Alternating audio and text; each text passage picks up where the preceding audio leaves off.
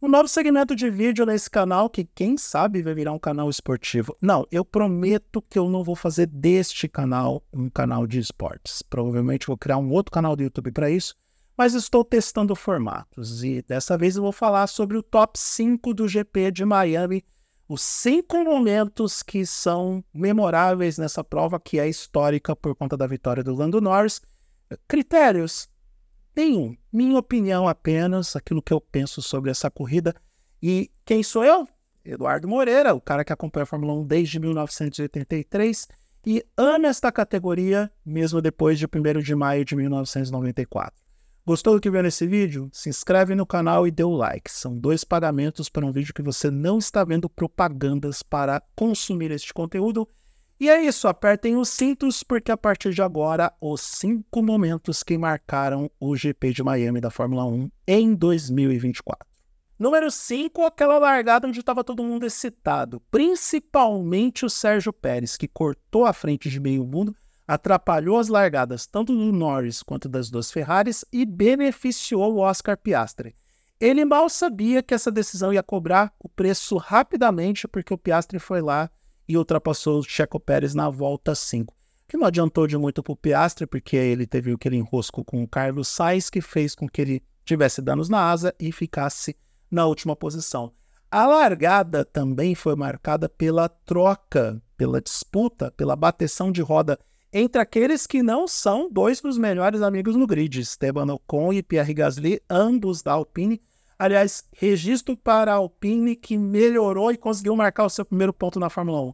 Não é mais a grande desgraça de fundo do pelotão. Tudo bem, não ganhou corrida, não chegou no pódio, mas pelo menos 1 ponto. Tudo começa por 1 ponto às vezes. Mas esses 2, Ocon e Gasly, ficaram trocando roda na primeira volta e eu achei que aconteceria o desastre ali, tal e como aconteceu já na Austrália em outra oportunidade. Então, essa primeira volta, essa largada do GP de Miami, foi um daqueles momentos que você fica pensando, olha, vai vir coisa boa por aí. Como projeto da Globo, vem coisa boa por aí, e de fato veio. Número 4, o duelo entre Carlos Sainz e Oscar Piastri. Aliás, o Carlos Sainz estava no seu modo chiliquenta. Um dos momentos dele fazer chilique no rádio foi justamente quando o Piastri ultrapassou ele, e ele entendeu que foi uma ultrapassagem um tanto quanto desleal, porque ele foi parar para fora da pista e tudo mais, ele reclamou no rádio, e como não tem mais a comunicação da equipe com a direção de prova, por conta de Abu Dhabi 2021, todos vocês sabem muito bem o que aconteceu, então o Carlos Sainz teve a pachorra de pedir para a equipe entrar em contato com a McLaren para avisar para o Piastri que ele tinha que dar a posição, porque senão ele seria punido com 10 segundos. A direção de prova ouviu tudo isso e decidiu dar de ombro para o Carlos Sainz e não puniu o piloto australiano. Aí outro momento de Carlos Sainz chiliquenta foi ele pedindo para passar o Charles Leclerc, porque ele teoricamente teria um ritmo de prova melhor. A Ferrari também deu de ombros para ele, porque afinal de contas quem vai ficar na equipe no ano que vem é o próprio Charles Leclerc. E o tempo mostrou que essa decisão era correta, porque o Leclerc conseguiu o pódio. O Sainz também teria conseguido esse pódio? Muito provavelmente sim, porque chegou em 4º. Mas vamos manter os pontos naquele piloto que tem contrato garantido para 2025? Bom, acho que foi essa decisão que o Frederico Vasseur tomou e deve ter irritado um tanto quanto o piloto espanhol. Ele estava que nem o Toro Ferdinando quando passou o Oscar Piastri, quase varando o meio do carro da McLaren. E isso foi bem divertido de se ver. Eu confesso que foi animado. Eu estou animado com esse GP de Miami, porque realmente foi a melhor prova da temporada até agora, até porque não caiu na mesmice de ter o Max Verstappen como vencedor. Na terceira posição, temos justamente o Max Verstappen atropelando um cone. Eu cheguei a achar que o Verstappen estava entediado e que queria outras emoções na prova, e aí decidiu brincar de Mario Kart e passar por cima do cone que marcava onde que era a área de escape para os pilotos passarem por aquele trecho da pista, porque aquilo ali é uma espécie de ponto cego. Eles vêm em subida e acabam não vendo onde está efetivamente a chicane ou a zebra para poder não passar por cima da zebra. E aí aquilo ali indica que tem uma área de escape e que você não deve passar por ali. Resultado, essa ideia de passar pelo cone, eu sei que ele não fez de propósito, eu sei que foi um erro, foi Um problema que talvez é uma evidência daquilo que o próprio Verstappen estava reclamando ao longo do final de semana, que era a falta de ajuste ou estabilidade do carro em função dos pneus. O carro não estava se adaptando bem a determinados compostos, principalmente no caso do desgaste do composto macio, e piorou quando o composto duro foi utilizado pelo piloto holandês. Porém, ele não se beneficiou do Virtual Safety Car, o que também seria injusto, convenhamos, porque ele provocou o Virtual Safety Car, e a direção de prova ali meio que deu uma sacaneada, porque foi expandindo o Virtual Safety Car até que em um determinado momento, quando a corrida foi em bandeira verde, ele estava entrando no box logo no retorno da bandeira verde, no final do Virtual Safety Car, e aí ele acabou perdendo tempo na troca de pneus, algo que não aconteceu com o Lando Norris. E tudo bem, a gente vai chegar nesse tema, porque o Norris acabou parando durante um safety car, o que resultou numa perda menor de tempo durante a troca de pneus.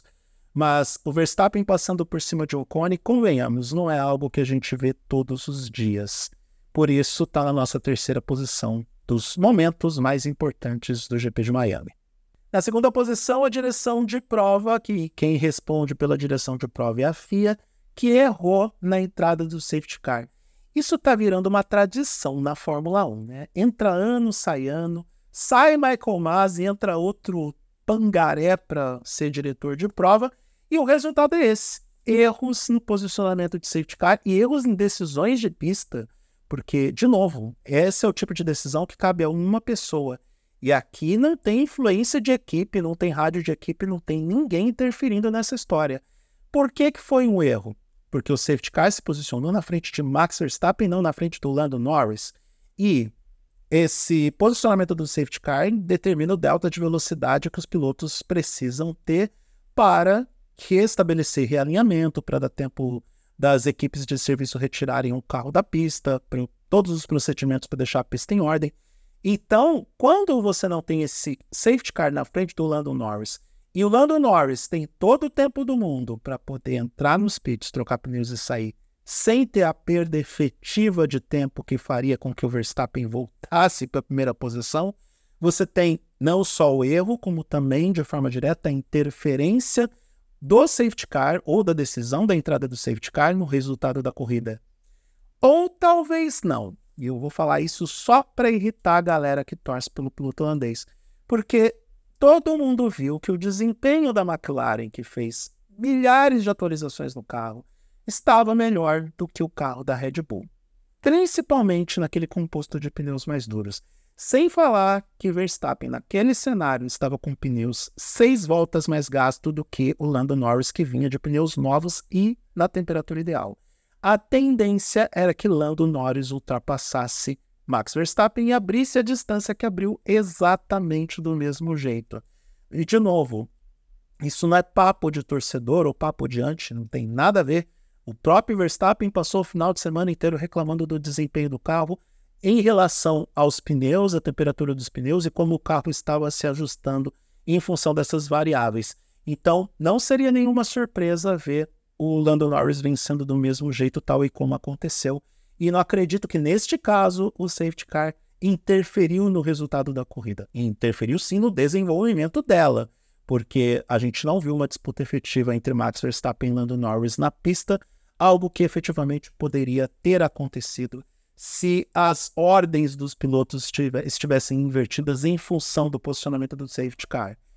Mas aí vem a primeira posição desse top 5, o motivo pelo qual a gente está aqui gravando esse vídeo até animado com tudo que aconteceu na corrida.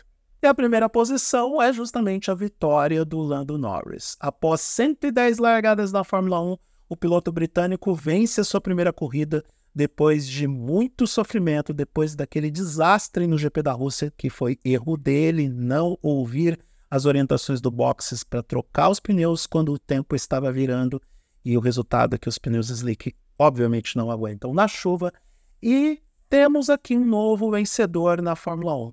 Na minha modesta opinião, o Lando Norris tem o potencial para ser futuro campeão do mundo, mas ele precisava dessa vitória para tirar o peso do mundo das costas, porque ele tinha a pressão de não vencer e agora tinha a pressão do Oscar Piastri, que é um piloto rápido, promissor também, com enorme potencial. Não nos esqueçamos que o antigo companheiro de equipe do Norris, que é o Carlos Sainz, saiu da McLaren e se deu bem na Ferrari, conseguindo vitórias, conseguindo um desempenho que até incomoda o Charles Leclerc, e que ele, Norris, decidiu apostar na McLaren. Aliás, tanto o Norris quanto o Zac Brown estavam muito felizes porque um é a aposta do outro. O Zac Brown apostou no Norris e o Norris apostou no Zac Brown. Mas também faltava aquela pecinha chamada André Stella para dar aquele equilíbrio e deixar o carro mais ajustado e acertado. A mesma McLaren que sofreu no começo do ano passado e apenas como comparativo fizeram uma estatística, uma análise estimativa de desempenho, a McLaren melhorou 1,5 segundos em relação àquela carroça que chegou nos Estados Unidos no ano passado, onde a equipe estava pressionada porque estava no fundo do pelotão e a McLaren conseguiu se recuperar ao longo da temporada. Essa McLaren está mais disposta ou mais pronta para enfrentar uma Ferrari que também evoluiu. E particularmente eu acredito que as evoluções de Ferrari e McLaren podem incentivar uma outra a eventualmente superar aquela que está no topo, que é a Red Bull.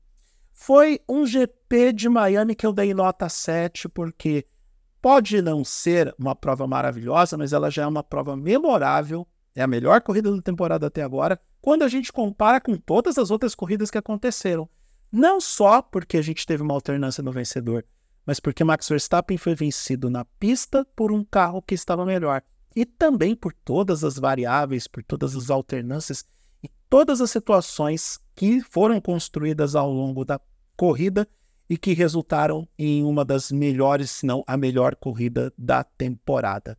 Por isso que a gente tem esse top 5 e esses são os 5 momentos que deixaram esse GP de Miami nas saudades. Próxima prova, GP da Emília-Romagna lá em Imola, no final de semana entre os dias 17 e 19 de maio de 2024. Vale a pena acessar o eduardomoreira.com.br porque tem mais sobre este conteúdo. Fiz um artigo completo sobre o GP de Miami, tudo aquilo que eu penso a respeito dessa corrida. E amanhã nós temos os vencedores e perdedores desta prova. E na quinta-feira falaremos de George Russell. Por que George Russell está com a cabeça a prêmio de alguma forma.